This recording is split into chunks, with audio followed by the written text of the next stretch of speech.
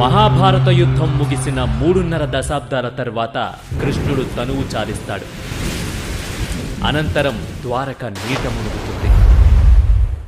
కానీ కృష్ణుడు తనంతట తాను అవతారం చాలించలేదు. ఒక శాపం వల్ల కన్ను మూశాడు. ఏంటా శాపం? కృష్ణుడికే శాపం పెట్టింది ఎవరు?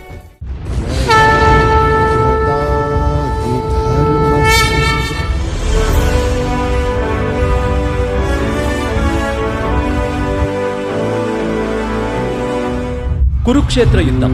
దీనికి మించిన రణరంగం ప్రపంచంలో ఎక్కడా జరిగుండదు, ఇకపై జరగబోదు. యుద్ధం చివరి రోజున పాండవులు ఆనందించకపోగా తమ బంధువులు సైనికుల మరణం పట్ల చింతిస్తారు.